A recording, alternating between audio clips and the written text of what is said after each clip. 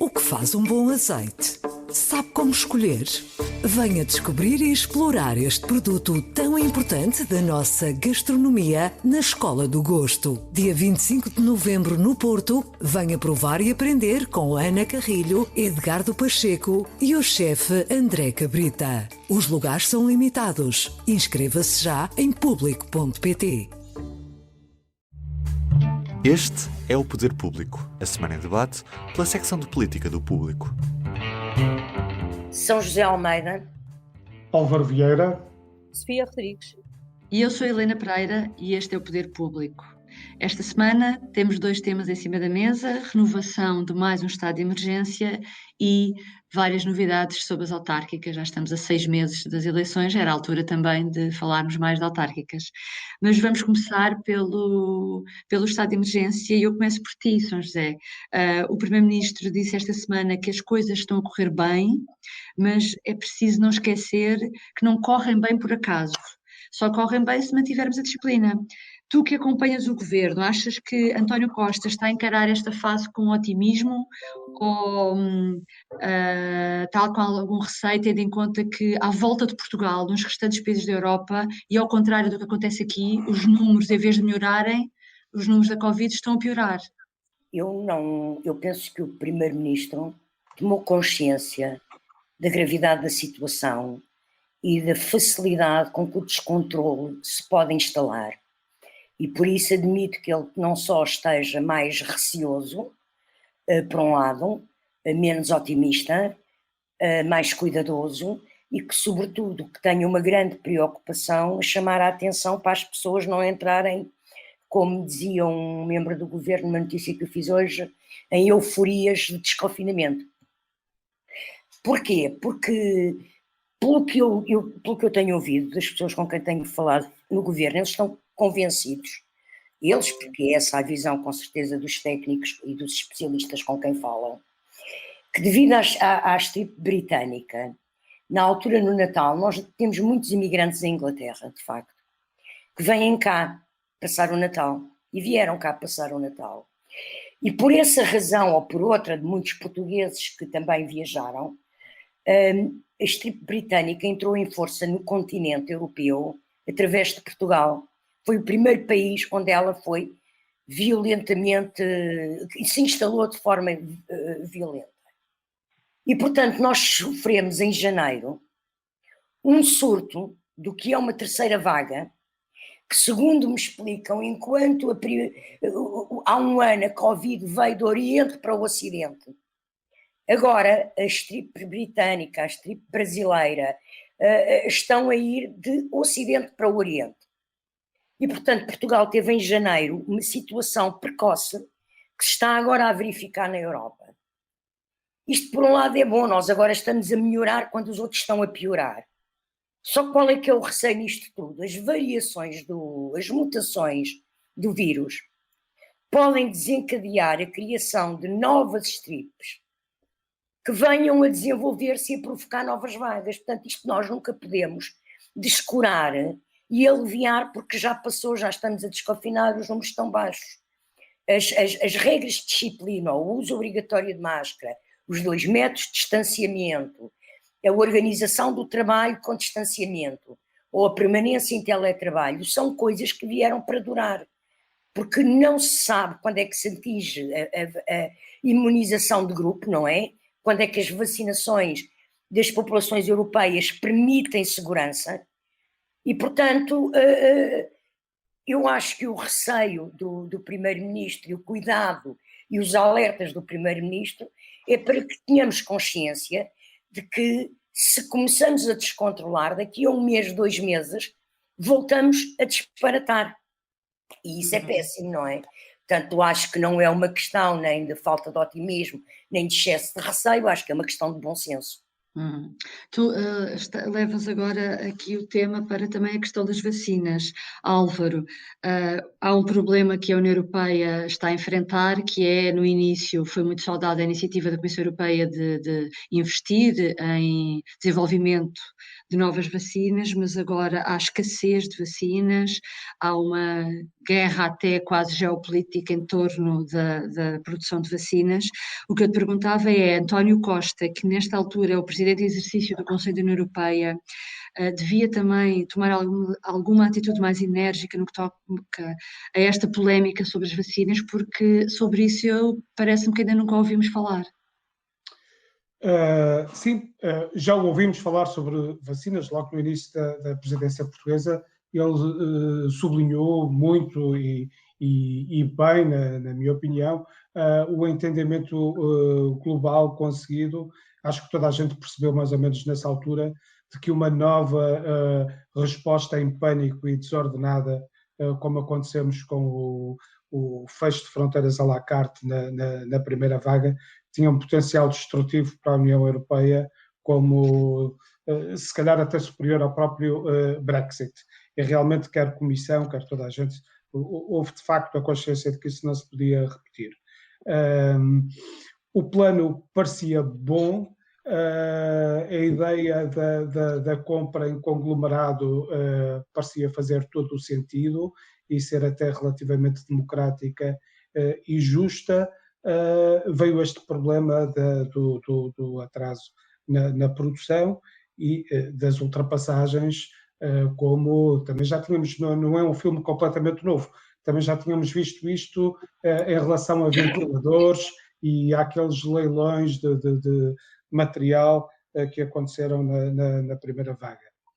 Isto é daquelas questões, o que é a presidência do Conselho? É um órgão de condução política, se calhar é apenas coordenação, varia muito. Eu compreendo que esta não seja propriamente uma questão, é daquelas questões que queimam, não é?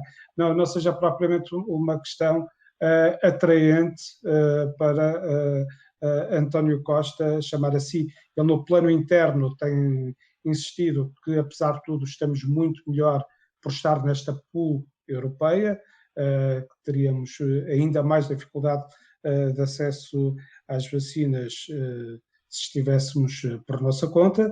Em relação àquilo que é possível fazer para evitar os desvios, parece-me que a Presidente da Comissão não tem estado mal.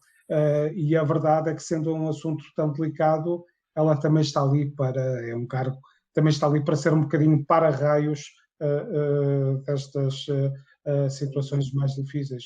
Portanto, não me parece que seja completamente uma fuga às responsabilidades daquilo que é a presidência do Conselho de Europa neste caso. Podia dizer alguma coisa mais? Com certeza que sim, se calhar ainda o virá a fazer, mas não me parece que seja assim uma omissão escandalosa neste domínio. Uhum. Marcelo Rebelo de Sousa o presidente Marcelo Rebelo de Sousa já avisou que enquanto tiver que haver medidas restritivas de confinamento, terá que haver estado de emergência, o que significa que isso vai se prolongar pelo menos até meados de maio. António Costa concorda e Rui Rio, esta quarta-feira, numa longa conferência de imprensa, deixou muito claro que o governo pode contar sempre com o voto do PSD para isso. Sofia, perguntava-te a ti, este tipo de declaração é ser prudente e responsável, como Rui Rio tem sublinhado que é preciso ser nesta altura, ou é difícil fazer oposição nestas circunstâncias? E isto é curioso porque também esta declaração de Rui Rio acontece na mesma semana em que o partido subiu o tom no ataque ao governo, nomeadamente no caso da maçonaria, a dizer que o PS vai atrás, faz tudo aquilo que a maçonaria quer, referindo-se a um projeto para os políticos declararem que se são ou não maçons, entre outras associações que possam fazer parte, mas também no caso das barragens, deste negócio das barragens da EDP, em que também ouvimos alguma violência por parte do PSD. Afinal, que tipo de oposição é esta? É verdade que é difícil fazer oposição neste quadro, mas não é impossível. E o Rui Rio tem dito que não é preciso, não quer estar aos gritos todos os dias, que não é o seu estilo, que é um político diferente, mas a mim parece-me que para fazer uma oposição assertiva também não é preciso estar aos gritos todos os dias, pelo contrário, até é contraproducente quando não há eleições à vista. Acho que há um meio termo, e eu acho que é isso que o líder do PSD não tem querido ou não tem sabido fazer. O caso das barragens até é paradigmático, da forma de Rui Rio fazer oposição. Ao contrário do que mediaticamente parece, não foi o Bloco de Esquerda que começou a olhar para este assunto, foi o PSD. Portanto, o PSD começou a chamar a atenção para este negócio, para a necessidade de negócio de compensar as populações locais, mas de facto o problema é que o fez baixinho, ninguém ouviu. E o caso tornou-se. Estás a falar em novembro, na discussão do Orçamento de Estado, o PSD ter proposto o fundo. Sim. E com um projeto de resolução em que o PSD chamava a atenção para a necessidade deste negócio, desta operação, pagar impostos e de alguma forma também compensar as populações locais por esta venda de um bem público, mas ninguém ouviu, disse o baixinho. E depois foi o Bloco e a deputada Mariana Mortágua que deu uma conferência de imprensa e portanto, depois parece até que foi o PSD que apanhou a boleia. Foi a reboque. Foi a reboque. Mas é verdade que Rui Rio endureceu o discurso neste caso, porque eu penso que ele percebeu que há aqui uma atrapalhada por explicar, não é? E é óbvio que aí ele aproveita. Já quando há a proposta da maçonaria, essa é uma velha ideia do líder do PSD. E eu acho que é mais uma questão de oposição para dentro do que para fora, porque esta proposta pode, ou com esta proposta ele pode querer atingir muito dos seus, ou alguns dos seus opositores internos, como até já admitiu Pacheco Pereira. Pacheco Pereira já admitiu que isto de facto pode visar alguma da sua oposição interna. Rio será mais wagneriano do que mozartiano, por exemplo. É verdade. E portanto, é verdade que há aqui um equilíbrio que é preciso fazer, mas isso é uma arte em política, não é? Conseguir fazer oposição numa situação de crise, sem parecer que se está no bota abaixo contra o país ou contra tudo, mas a verdade é que a imagem, por muito que ele não goste que se diga isso, a imagem que ele tem criado tem sido a de estar bastante colado ao governo. Ele não gosta de ouvir isso, mas ele é que tem criado essa imagem. Portanto, eu acho que ele não tem conseguido fazer, se calhar, o equilíbrio. Não tem conseguido, não tem querido. Tu fizeste uma entrevista esta semana ao líder parlamentar do PSD e há algumas passagens mais duras em que Adão Silva fala sobre, por exemplo, no caso das barragens, que o governo poderá ter aberto uma cratera de fuga aos impostos. Exatamente. Está-se a esticar um bocadinho? Ele é bastante... Aqui eu acho que o PSD está a aproveitar de facto uma operação e um negócio que, pela sua arquitetura, a forma como foi desenhado e a forma como foi feito, não é muito fácil de explicar. E por isso acho que o PSD está a aproveitar disso e de uma eventual fragilidade do ministro. E também porque é um tema não Covid. Atenção, isso pode também ter pesado aqui nesta opção de endurecer o discurso contra sim, temas que não tenham a ver com a pandemia. Exatamente. Eu acho que o PSD, ou o líder do PSD, acha que as pessoas estão cansadas também da pandemia e da crise sanitária e dos estados de emergência e optou por puxar por um assunto que não tem a ver com isso. Vamos continuar um bocadinho na onda PSD, porque o tema seguinte é autárquicas e as novidades desta semana, as maiores novidades também vieram do lado do PSD.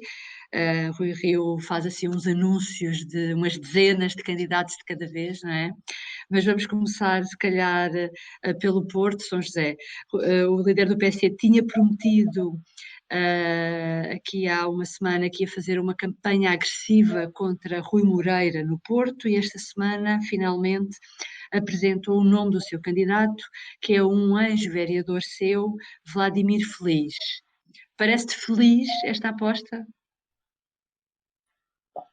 Feliz não sei, mas parece-me que é a aposta possível. Quer dizer, o que é uma campanha agressiva contra um presidente da Câmara em exercício que dificilmente perderá a Câmara do Porto? É tentar ter pelo menos visibilidade e conseguir eleger vereadores, não é?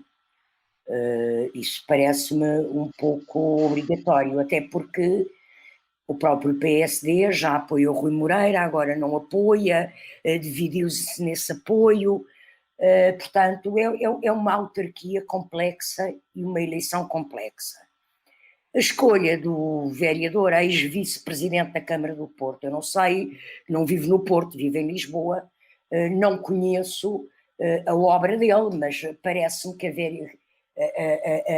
a gestão camarária sob a presidência de Rui Rio, ainda que por vezes tenha suscitado polémicas, fez coisas, funcionou, não é? Quer dizer, não foi dos piores mandatos presidenciais na Câmara do Porto que há memória na história do Porto, pelo contrário.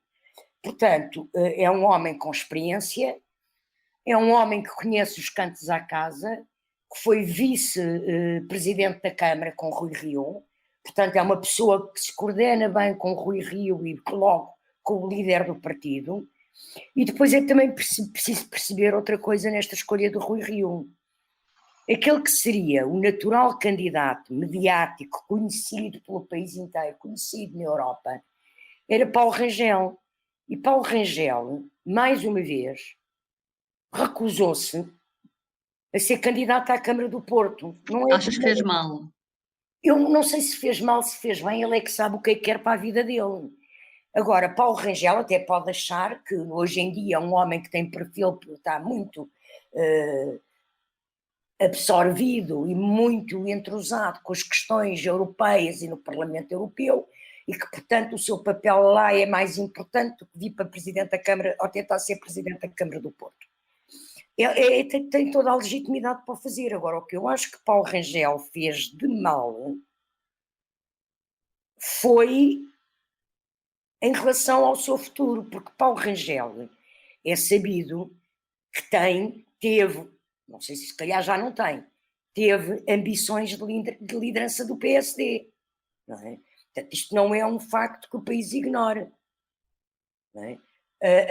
Se Paulo Rangel agora se tivesse apresentado à Câmara do Porto, ele perdia, continuava no Parlamento Europeu, não aceitava ser vereador com ploro. João Ferreira em Lisboa é vereador sem ploro e está no Parlamento Europeu como deputado. Quer dizer, ele disse não ao partido. Isso é que eu acho que é uma coisa que pode prejudicar Paulo Rangel para o futuro, porque disse não ao partido. Carlos Moedas em Lisboa não fez isso. Eu lembro que em 2007 António Costa saiu de ser ministro do governo de José Sócrates para se candidatar à Câmara de Lisboa, que não era expectável que ganhasse. Só ganhou porque o PSD na altura se dividiu. É verdade. Entre Fernando Seara, creio, e Carmona Rodrigues, como independente. E, portanto, as eleições municipais, eu já disse isto aqui mais que uma vez, são muito peculiares, porque quem ganha, ou seja, o cabeça de lista, da lista mais votada para a presidência da Câmara, é presidente da Câmara, mesmo que não tenha a maioria da variação.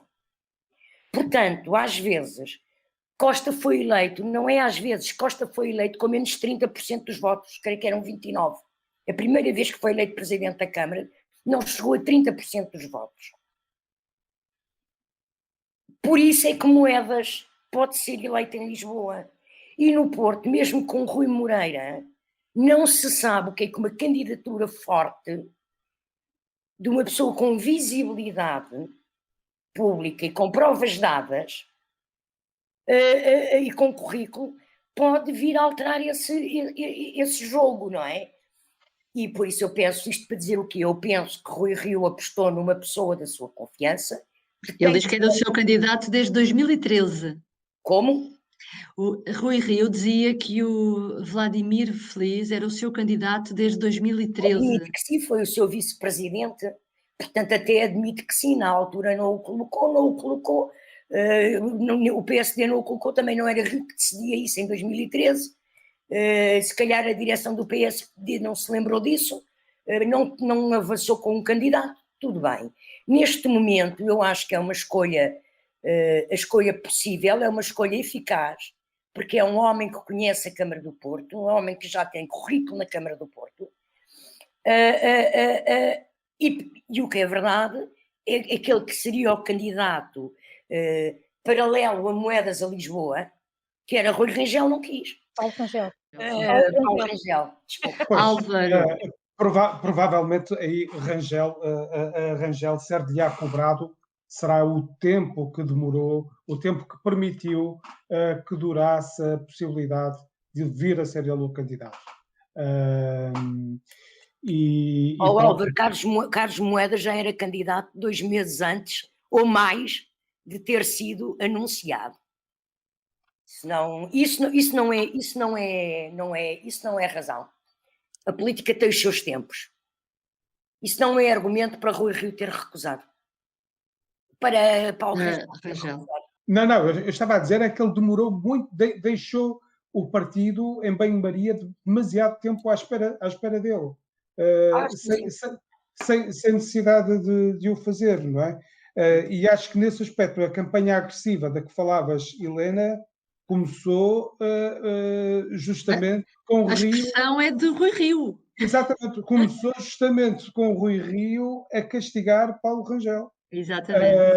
A dizer que outros não quiseram correr o risco e também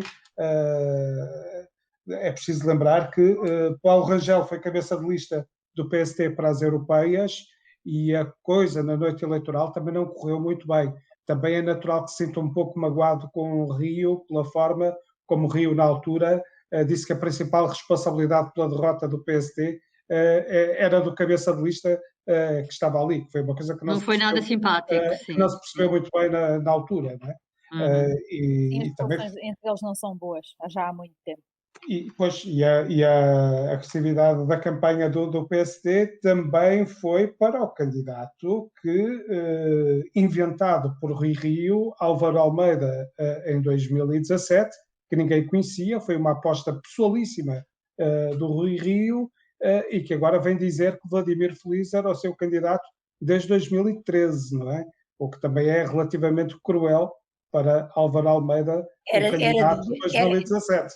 Era desde entretanto, 2013, se tornou seu crítico, não é? Álvaro, era desde 2013 com um intervalo em 2017. Houve uma pausa.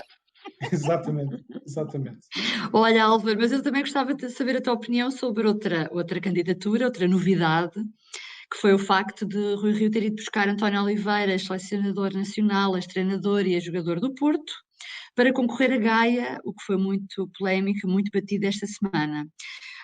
Na quarta-feira, Rui Rio diz que seria fundamentalismo e seria levar a coerência ao extremo, não apoiar uma pessoa com as qualidades de António Oliveira só porque há 30 anos foi jogador e há 20 foi selecionador.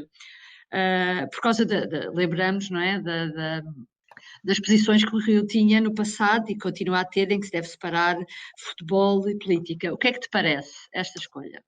Vamos lá ver, eu receio que tenha que voltar a ser advogado do diabo, mas se bem à vontade, faz favor. Neste caso nem saiba muito bem o que seria o diabo. Mas quando o Rio tem uma frase tonitruante de dizer António Oliveira não tem nada a ver com o futebol, é evidente que dá o flanco, é evidente que dá o flanco. António Oliveira é comentador desportivo num programa televisivo. Toda a gente o associa, em primeiro lugar, ao futebol. Portanto, é evidente que Rio não pode pretender que não está a cair numa contradição. É evidente que está. É evidente que está a tomar penhor da fama de António Oliveira, que ele conquistou como futebolista, como se calhar poderia ter como ator de telenovelas, como toureiro, como qualquer... É a jogada do aproveitamento da notoriedade de ser uma figura pública. Disso não há dúvida nenhuma. Não há nada que recomende António Oliveira, que parece ser uma pessoa estimável e que também parece ter muita coisa interessante no seu currículo, sobretudo mais recente, mas não lhe conhecemos nada que o torne particularmente recomendável para presidente da Câmara de Gaia. Mas isso também podemos dizer em relação a muitos outros candidatos.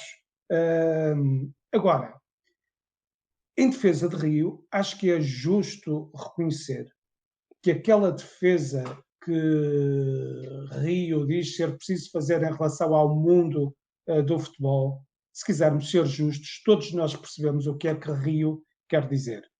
E, de facto, Oliveira já não está nesse campeonato.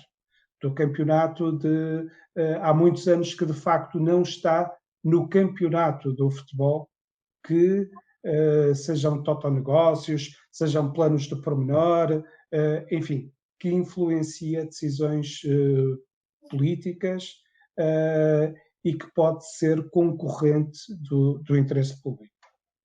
Mas ele é acionista da SAD do Porto. Essa é outra questão. Não, mas Rui explicou que ele não integra os órgãos executivos. Sim, mas é acionista. Eu acho que aqui é uma questão de percepção. Sem dúvida. Percepção. Eu acho que Rui Rio queria ser conhecido e conseguiu, como autarca do Porto, não é? Fez esse distanciamento, não é? Em relação ao mundo do futebol. Se ele continua e manteve essa posição, acho que tinha sido mais prudente não ter ido buscar um candidato que é conotado com o mundo do futebol, ainda que seja apenas acionista da SAD do Porto e que seja comentador. E putativo candidato e crónico candidato a uma futura liderança do Futebol Clube do Porto. Mas o critério agora tem que ser a situação presente. Certo. Mas é assim, o Rui Rio diz que não se pode perseguir as pessoas por terem pertencido ao mundo de futebol ou até a outro universo. Mas ele é que colocou essa cerca sanitária, não foi mais ninguém. Ele é que fez essa divisão. Portanto, ele é que se autolimitou, digamos assim. Portanto, agora é difícil, eu que vivo distante desse mundo do futebol, quer dizer, para mim esta é uma pessoa do mundo do futebol e isso pode parecer aos leitores. Portanto, mais uma vez aqui é uma questão de percepção. O Rui Rio não gosta que se fale em percepções na política. Não há percepções na política. Mas há. Mas elas existem, mas ele não gosta que se fale nisso. A política são percepções. Pois é evidente, mas ele acha que não. A política é o que é, mas não é objetiva, é uma questão de percepção. E neste caso... Cuidado, as percepções também não existem nas árvores. As percepções estão lá e podem ser colhidas das árvores porque nós as plantamos e nós as criamos. Não vamos fazer de conta que não temos consciência disso. Isso também é um bocadinho também com o que acontece quando surgem problemas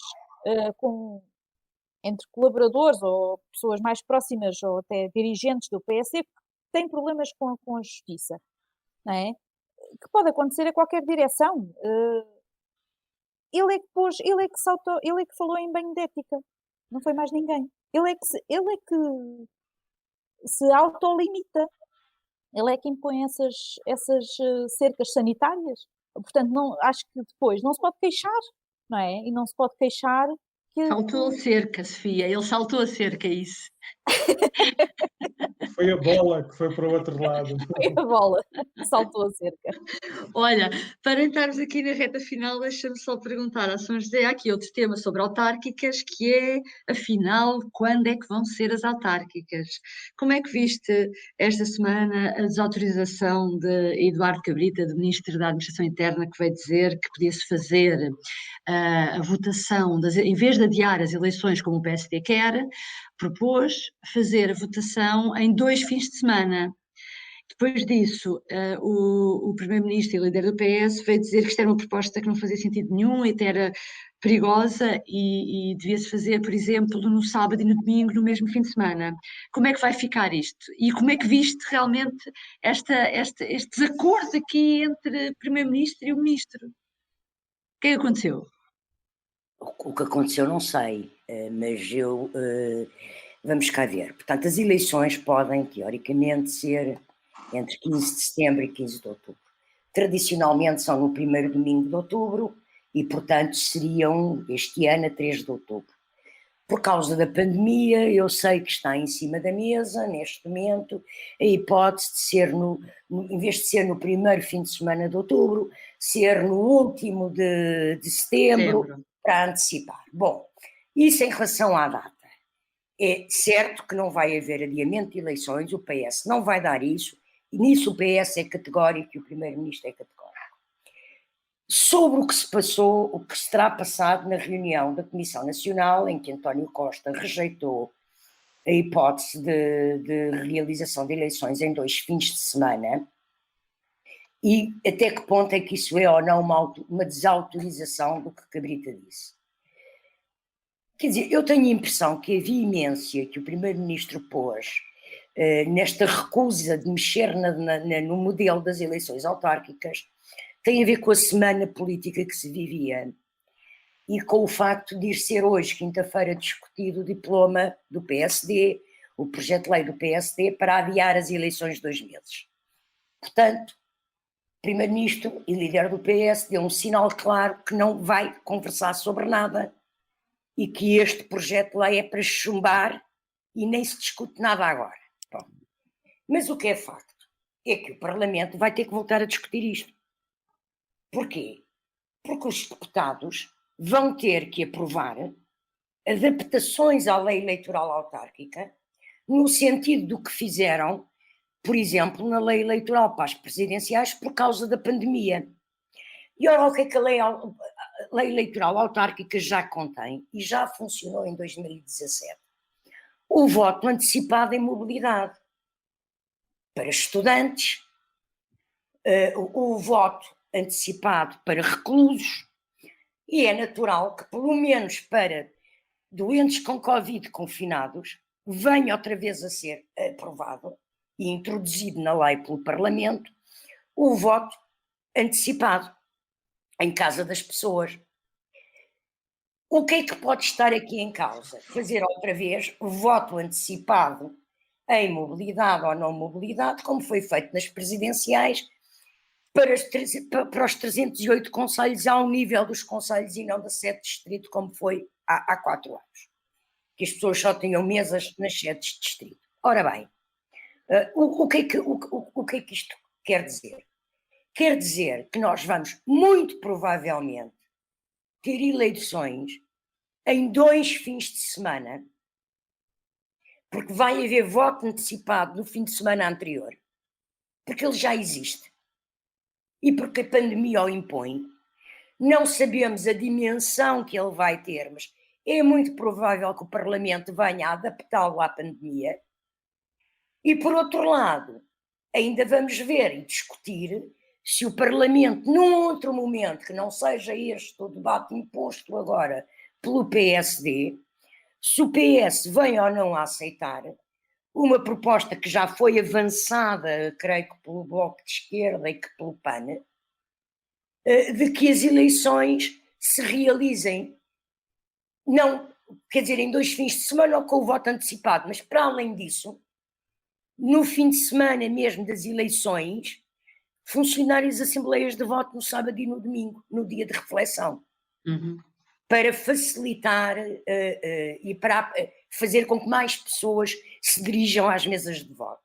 Portanto, eu acho que é muito cedo e percebo que António Costa quis cortar rente um debate agora a propósito da proposta do PSD de adiar eleições, mas eu penso que a realidade vai desautorizar António Costa e que não foi António Costa que desautorizou Cabrita. Porque a realidade e o Parlamento vai negociar a realidade da pandemia e a necessidade do Parlamento adaptar na defesa da democracia o ato eleitoral à situação de pandemia, vai impor 2 fins de semana. 2 momentos de votação, pois. 2 momentos e quem sabe até 3. O voto antecipado uma semana antes e 2 dias de votação. Portanto, exatamente. Eu temo que a realidade venha a desautorizar esta declaração circunstancial, chamo-lhe assim, e enquanto líder partidário para implodir um debate que o PSD queria liderar, neste momento em que se vai discutir o diploma do PSD. Ok, então vamos terminar com um banho de realidade. Obrigada por nos ter acompanhado. Até breve. Até breve. Até breve. O público fica no ouvido.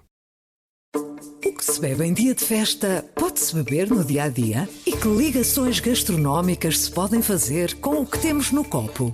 Aprenda e prove com a Escola do Gosto, a Academia de Literacia Alimentar do Público. Aulas únicas com especialistas. Entre como amador e saia um pouco mais conhecedor.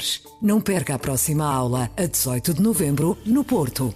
Os lugares são limitados. Inscreva-se já em público.pt.